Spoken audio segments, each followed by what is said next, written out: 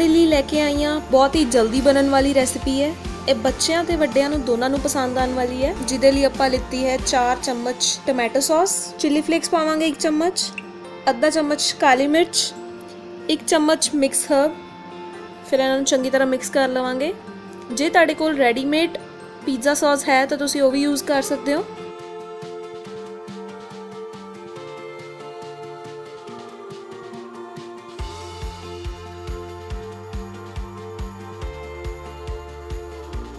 ਹੁਣ ਆਪਾਂ ਇੱਕ ਬਾउल ਲਵਾਂਗੇ ਤੇ ਆਪਣਾ ਜਿਹੜਾ ਪਨੀਰ ਆ ਉਹ ਮੈਰੀਨੇਟ ਕਰਾਂਗੇ। ਜਿਹਦੇ ਲਈ ਆਪਾਂ 100 ਗ੍ਰਾਮ ਪਨੀਰ ਲਿੱਤਾ ਹੈ। 1 ਚਮਚ चिली फ्लेक्स ਲਿੱਤੇ ਹੈ, 1 ਚਮਚ ਮਿਕਸ ਹਰਬਸ ਲਿੱਤੇ ਹੈ, आधा चम्मच नमक ਦਾ ਪਾਵਾਂਗੇ,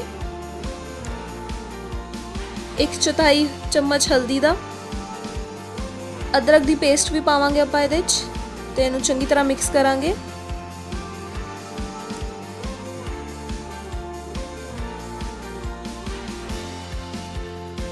एक छोटा चम्मच तेल का भी पावांगे ते इन्हां नूं चंगी तरह मिक्स कर लवांगे।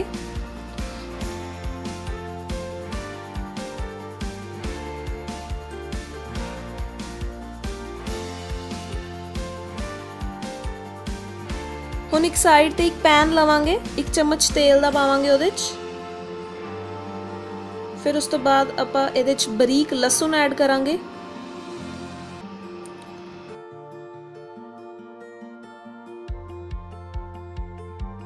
प्याज पावांगे इहदे च,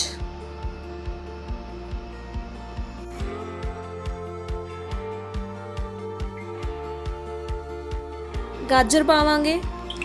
फिर उस तो बाद शिमला मिर्च पावांगे, मक्की दे दाने ऐड करांगे आपां इहदे च ते इन्हां नूं चंगी तरह मिक्स कर लवांगे। फिर उस तो बाद बरीक लाल मिर्च पावांगे आपां इहदे च।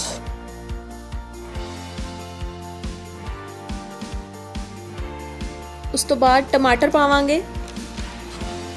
इन्हां नूं चंगी तरह मिक्स कर लवांगे। एक चीज़ का ध्यान रखना है, आपां सब्जियां नूं ओवर कुक नहीं करना, इन्हां नूं क्रंची ही रखांगे। फिर उस तो बाद जिहड़ी आपां सॉस तैयार कीती है उहदे 2 चम्मच ऐड करांगे आपां इहदे च। आधा चम्मच मिक्स हर्ब दा पावांगे, आधा चम्मच काली मिर्च दा, चिली फ्लेक्स पावांगे ते इन्हां नूं चंगी तरह मिक्स कर लवांगे।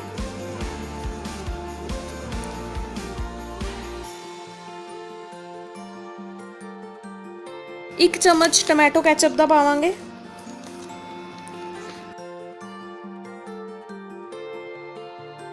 फिर उस तो बाद जिहड़ा आपां पनीर मैरीनेट कीता है उहनूं भी विच मिक्स कर देवांगे। इहनूं आपां 3 तो 4 मिनट लई कुक करांगे। तुसीं देख सकते हो जिहड़ी साडी फिलिंग है वो तैयार हो चुकी है।